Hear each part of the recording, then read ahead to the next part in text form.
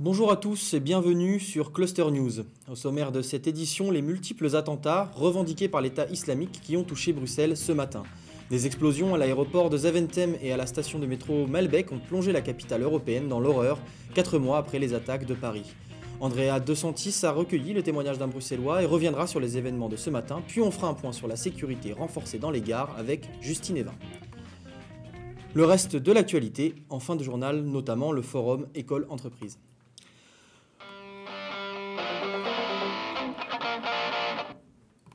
On commence par cette image des 3 auteurs présumés des attentats de l'aéroport.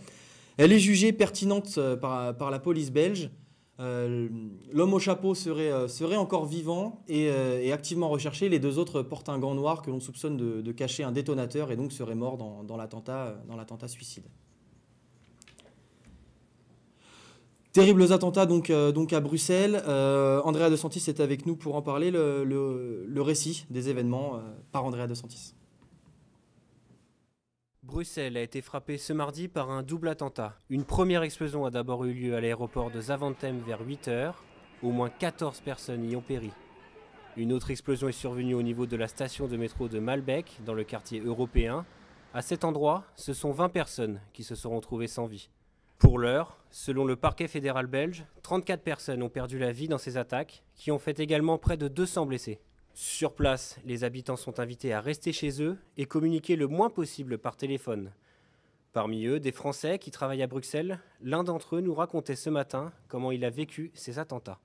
Moi, Dieu merci, j'étais un petit peu en retard du coup pour le travail ce matin. Sinon, je suis en général dans le métro qui passe par Malbec sur les coups de 9 h. Donc, vous avez eu de la chance. Voilà, on peut dire ça comme ça. On a l'alerte niveau 4 qui est revenue. Et donc du coup, ça veut dire la majeure partie des commerces ferment, beaucoup de lieux publics aussi. Et les gens vont être assez... on va nous encourager à rester chez nous du coup. Le réseau GSM est vite saturé.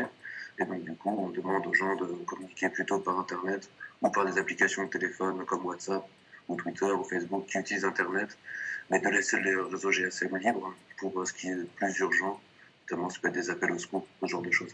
Le niveau 4 d'alerte a été déclenché. C'est le niveau maximal pour un tel événement. Un numéro d'alerte a été mis en place par les autorités belges. Un numéro est également disponible pour la France. Au sommet de l'État français, les représentants politiques n'ont pas tardé à réagir. C'est le cas du président François Hollande. Le terrorisme a frappé la Belgique, mais c'était l'Europe qui était visée. Et c'est tout le monde qui est concerné. Je veux exprimer à mon tour ma solidarité, ma compassion à l'égard des victimes. Nous sommes en guerre. Nous subissons depuis plusieurs mois en Europe des actes de guerre. Au niveau français, la sécurité est d'ores et déjà renforcée. Le ministre de l'Intérieur compte mobiliser davantage de forces de l'ordre sur tout le territoire. J'ai décidé de déployer 1600 policiers et gendarmes supplémentaires en différents points du territoire. Ce double attentat intervient 4 mois après ceux perpétrés à Paris. 3 jours de deuil national ont été décrétés en Belgique. Andrea De Santis, vous êtes justement avec nous. Est-ce qu'on en sait plus? Quel est le bilan exact de ces attaques? Écoutez Julien, le bilan actuel est toujours de 34 morts et 200 blessés. 20 personnes sont mortes, Julien, dans la station de métro de Malbec et 14 à l'aéroport. Alors le Premier ministre belge, Charles Michel, a évidemment invité les habitants à rester au maximum chez eux, Julien. Ce terrible événement rappelle ceux de Paris le 13 novembre dernier. Est-ce qu'on sait s'il y a un lien entre les deux?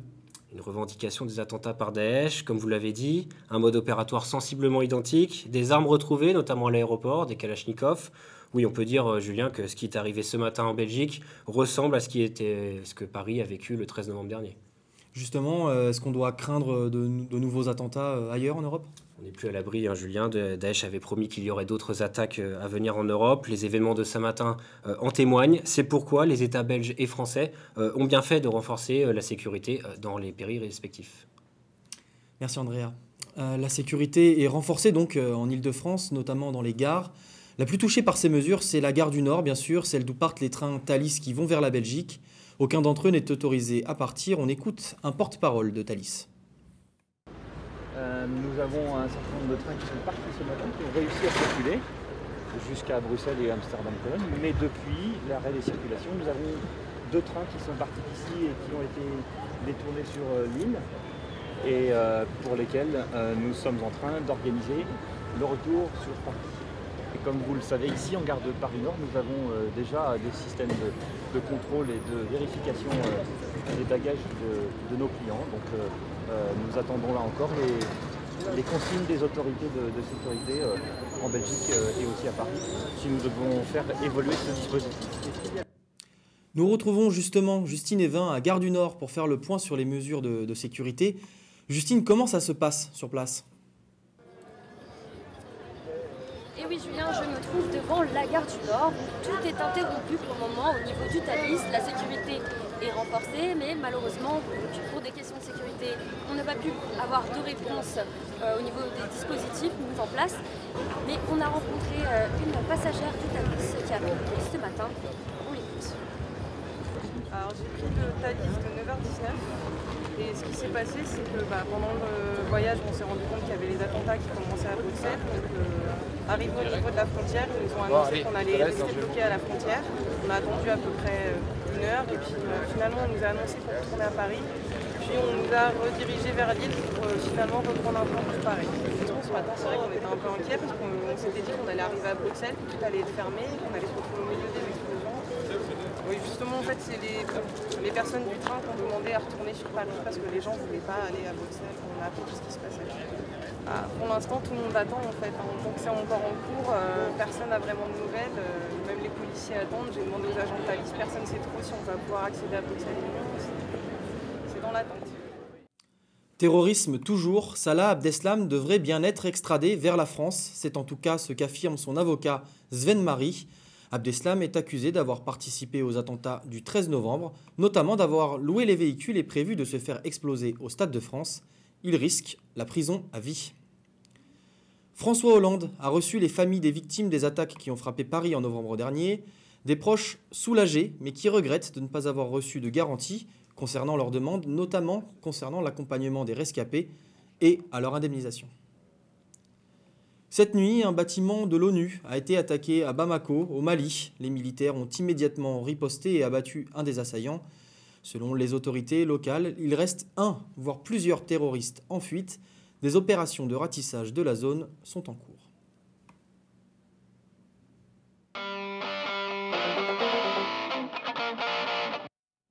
On reste en Afrique avec un procès historique et la condamnation de Jean-Pierre Bemba, ancien vice-président de la République démocratique du Congo, pour crime contre l'humanité. Plus de détails avec Fatoumata Bakili. À l'annonce du jugement, Jean-Pierre Bemba est resté de marbre. L'ex-vice-président de la République démocratique du Congo vient pourtant d'être déclaré coupable par la Cour pénale internationale de 5 chefs de crimes de guerre et crimes contre l'humanité commis en Centrafrique il y a 14 ans. La Chambre a conclu que les crimes contre l'humanité, via des meurtres et viols, et les crimes de guerre, via des meurtres, viols et pillages, commis par les forces MLC au cours des opérations de 2002-2003 en Centrafrique, sont le résultat de l'échec de M. Bemba à contrôler ses troupes.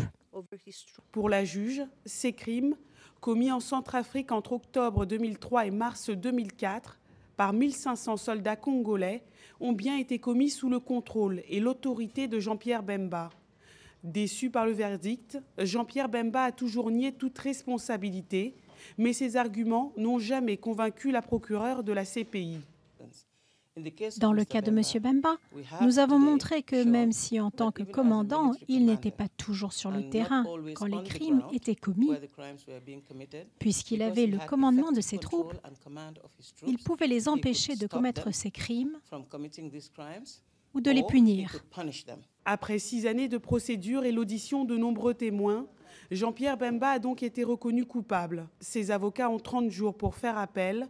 Si le jugement est confirmé, les juges de la CPI détermineront la peine à appliquer à l'ex-vice-président du Congo. Place au reste de l'actualité. La Cour de cassation a tranché. Les écoutes téléphoniques entre Nicolas Sarkozy et son avocat sont validées. Dans le cadre de l'affaire Bettencourt, cela ouvre la voie à un procès. Pour rappel, l'ancien président de la République qui est mis en examen pour trafic d'influence et corruption depuis novembre 2014.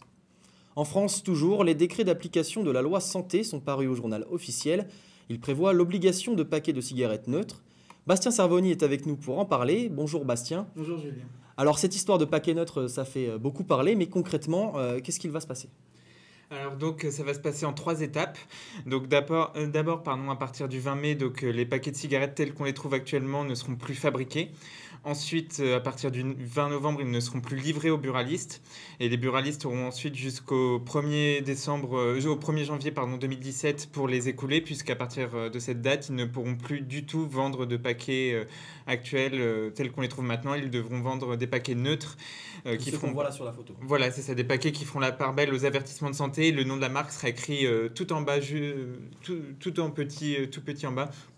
Et donc, voilà, les premiers concernés sont les buralistes et nous sommes allés voir ce qu'ils en pensent. J'en pense pas beaucoup de bien, dans le sens où ça va nous embêter un peu dans nos linéaires, que ça va pas être joli, parce que les photos, elles seront devant, alors que jusqu'à présent, elles sont au verso. Donc là, on va avoir que des vilaines photos. Et puis, il y aura plus de problèmes pour s'y retrouver, vu que les marques seront écrites en tout petit.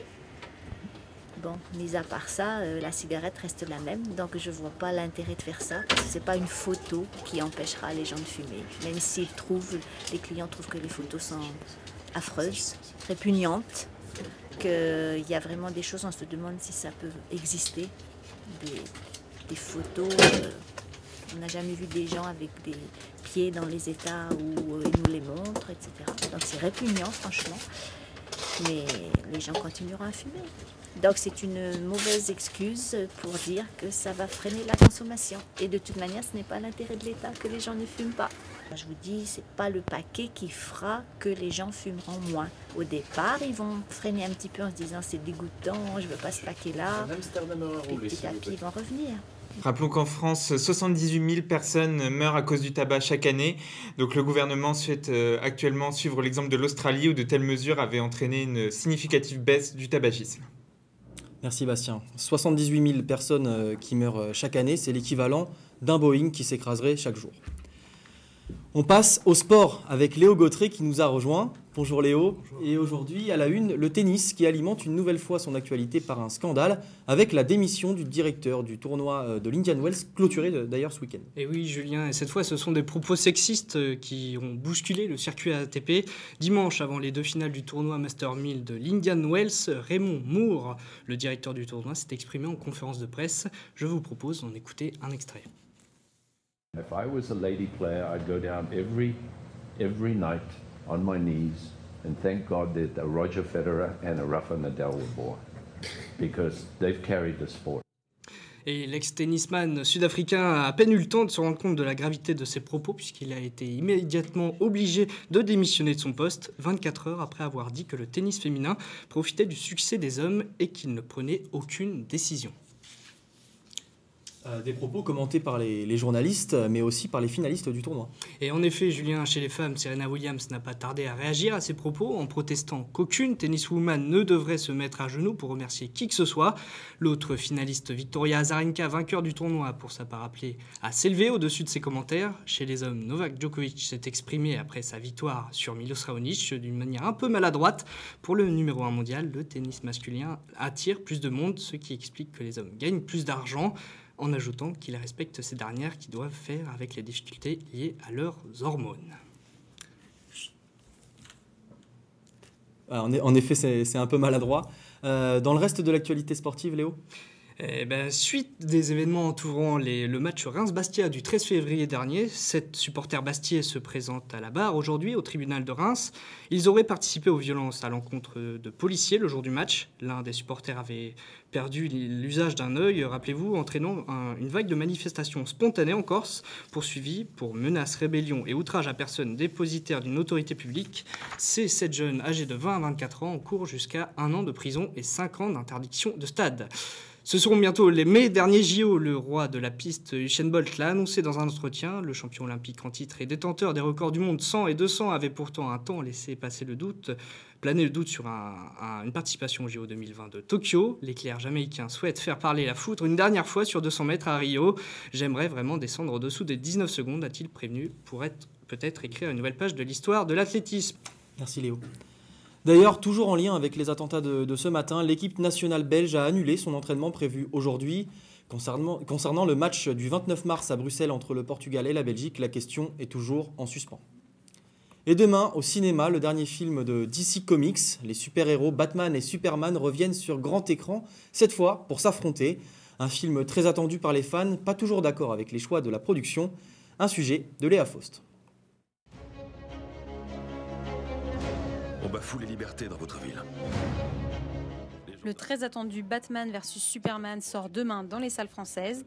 Le blockbuster de DC Comics s'inspire des dessins de comic book de Frank Miller, qui a notamment créé le héros Daredevil interprété par Ben Affleck en 2003. Ben Affleck que l'on retrouve en Batman dans le film. Ça doit être mon côté Gotham. Il faut dire qu'on a de mauvais souvenirs de monstres déguisés en clowns. Les gars, Bruce Wayne face à Clark Kent. Mais le choix du réalisateur Zack Snyder n'a pas fait l'unanimité parmi les fans. Une pétition lancée contre Ben Affleck a recueilli près de 100 000 signatures. Les fans s'inquiètent sur Internet du traitement du personnage de Batman, après une trilogie de Dark Knight de Christopher Nolan, très appréciée. Pour moi, il n'a pas la carrure de ce rôle, là où Christian Bale se faisait vraiment beaucoup plus torturé, beaucoup plus rock, si je peux dire. Ben Affleck fait trop lisse, fait trop fade, et je trouve qu'il n'a pas la prestance pour jouer Batman. On veut faire plaisir au public et créer un univers complet en interaction au bout du deuxième film. Et avec ça, on risque d'être gavés comme des oies juste pour attraper le retard face à Marvel. Oh, c'est une blague ce que je viens de voir, c'est énorme. Je vais pleurer, je pense. L'avant-première, hier soir à New York, en présence du casting, a pourtant ravi les spectateurs. Les réactions sur Twitter ont été très positives. DC Comics prévoit d'ailleurs un nombre d'entrées record dès les premiers jours de la sortie du film. Le fils de Krypton contre le Bat de Gotham. Qui sortira vainqueur, le slip de Superman ou l'armure de Batman? Réponse demain. Apple a présenté son nouvel iPhone, pas si nouveau. En effet, c'est une réédition de l'iPhone 5S, mais avec la puissance des derniers iPhones. Une toute petite révolution donc, mais une grosse différence tout de même avec les autres iPhones. Son prix, il est de seulement 489 €. Campus maintenant avec Solène Boisset, puisqu'aujourd'hui et demain a lieu le 33e forum entreprise étudiants. Je vois que vous avez ramené un souvenir de votre visite. Alors ce forum, qu'est-ce que c'est ? Et oui, Julien, vous avez dû remarquer ces écharpes vert fluo qui ont envahi les couleurs du campus depuis ce matin.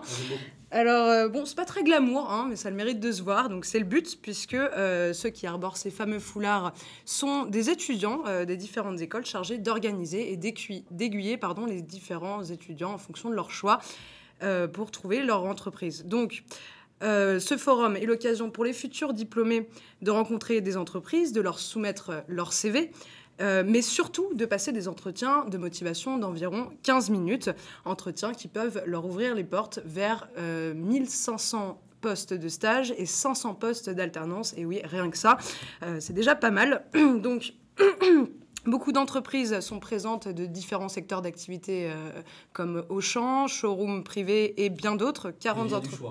Exactement, 40 entreprises pour être précise, ce qui laisse un large choix donc, pour les étudiants en fonction de leur cursus. D'ailleurs, on a rencontré Véronique Transon, directrice des relations entreprises et organisatrice de l'événement, qui nous explique l'objectif de ce 33e forum. On l'écoute. Donc c'est un forum sur 2 jours qui a 2 formats. La possibilité donnée aux étudiants de prendre rendez-vous à l'avance avec les entreprises via une plateforme spécifique et aussi un format salon. Donc des rendez-vous sont les étudiants sont préinscrits et viennent passer les entretiens qui durent 10 à 15 minutes. Ils donnent leur CV, ils expliquent leur parcours. Évidemment, le petit plus, c'est la connaissance de l'entreprise par l'étudiant. Vous l'aurez compris, c'est plutôt une chance pour ces étudiants qui peuvent, pendant ces 2 journées entières, échanger avec les entreprises et comprendre leurs critères de sélection au besoin. Si jamais vous n'êtes pas retenu, ça vous servira toujours d'entraînement et on en a toujours besoin. Et Djibril, étudiant en finance et contrôle de gestion, nous explique son ressenti directement après son entretien. J'ai rencontré aujourd'hui 3 entreprises de la place, mais principalement ils s'intéressent à ton parcours. Est-ce que tu as de l'expérience d'abord? Si tu as de l'expérience, donc qu'est-ce qui t'intéresse dans leur entreprise? C'est toujours important de mettre ces forums parce que quel que soit le pays, il y a une valeur ajoutée.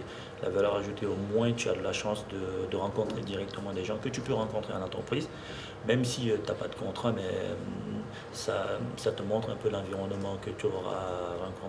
Une fois que tu seras vraiment, peut-être tu diras ouais, ça c'est mon choix, je veux vraiment être dans cette entreprise, et que tu auras l'occasion de rencontrer les dirigeants de cette entreprise, ce sera le même environnement. Donc si vous n'avez toujours pas pris de rendez-vous et que vous voulez saisir l'opportunité, vous pouvez toujours vous inscrire en ligne pour demain sur le site du groupe ESG, ou alors venez directement sur place prendre rendez-vous avec les différents organisateurs. Les entreprises seront présentes de 9h à 18h. Au besoin, cela vous fera toujours un bon exercice pour la suite et qui sait, peut-être décrocher votre stage rêvé. En tout cas, on vous le souhaite et bon courage. Merci Solène. On vient de l'apprendre, toujours en rapport avec les attentats de Bruxelles, une 3e bombe a été retrouvée et elle a été neutralisée.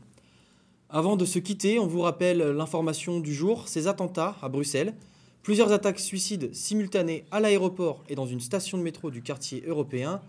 Le dernier bilan fait état de 34 morts et près de 200 blessés. Sur la photo que l'on vient de voir, l'homme au chapeau est recherché, il serait vivant et donc activement recherché. Les deux autres seraient morts dans l'attaque suicide. On soupçonne leurs gants de cacher un détonateur. C'est la fin de cette édition. Merci à Brice Lelièvre à la réalisation et un joyeux anniversaire à Solène. Vous pouvez nous retrouver sur clusternews.fr et les réseaux sociaux. Merci de nous avoir suivis et à demain.